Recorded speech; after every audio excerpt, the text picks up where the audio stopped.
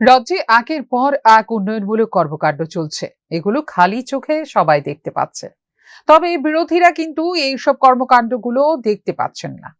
রাজ্য সরকার কাজ করতে করতে সময় পাচ্ছে না, আর বিরোধীরা কাজ না করতে করতে সময় কাটিয়ে দিচ্ছেন। এটা নিয়েও হইচই আরম্ভ করে দেয়, ঘুম থেকে উঠে কোনো কাজ নেই। আমরা কাজ করতে করতে ভাবুন এত তাড়াতাড়ি সময় শেষ হয়ে যাচ্ছে, আর ওরা না কাজ করতে করতে ওনাদের সময় শেষ হয় না। কি করবোটা কি বলুন তো। এখানে এই ধরনের দুটো চক্ষু হাসপাতাল, 100 বেডের আই হসপিটাল যাতে হয় তার জন্য ভূমি, এর মধ্যে আমি এখানে ভূমি পূজন আমি করতে যাচ্ছি। এতগুলো হসপিটাল হচ্ছে, স্বাস্থ্য ব্যবস্থা আমরা এত কিছু করছি, তাহলে একটা ইউনিভার্সিটির প্রয়োজন। তো ইউনিভার্সিটিতেও আমরা ক্যাবিনেটে ডিসিশন নিয়ে আমরা বিধানসভাতে সেটা পাস করেছি, Tripura university of health services. এখানে শেষ নয়, মুখ্যমন্ত্রী সবার উদ্দেশ্যে বললেন, রাজ্যের প্রতিটি জেলায় খোলা হবে ট্রমা সেন্টার। জনগণের সুবিধার্থেই সবকিছু করে চলেছে রাজ্য সরকার।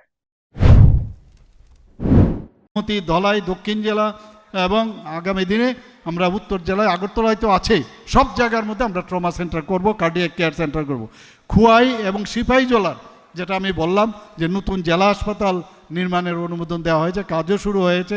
এবং দেখা গেছে গোমতী জেলার যে বেডের সংখ্যা, ত্রিপুরাতে আগরতলাতে যেরকম বেডের সংখ্যা বেড়েছে ডাবল, আরও বেশি করার জন্য। আজকে এমবিবিএসের মাত্র কটা সিট ছিল আমাদের সময়? 13টা, 12টার থেকে 13টা। আজকে ত্রিপুরাতে কত?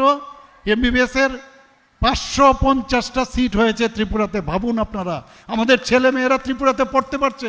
বিডিএস এ ডেন্টালে 63টা হয়েছে, ফার্মেসি কলেজ হয়েছে, এএনএম জিএনএম। একের পর এক প্রকল্পের শিলান্যাস হলো এদিন খোয়াইতে। এই প্রকল্পগুলো ঘিরে স্থানীয় জনগণ খুব খুশি হলেন। সরকারের এই কাজগুলো যাতে দ্রুত বাস্তবায়িত হয় সেদিকে প্রত্যেককে নজর রাখতে বললেন মুখ্যমন্ত্রী। Pure report, news now.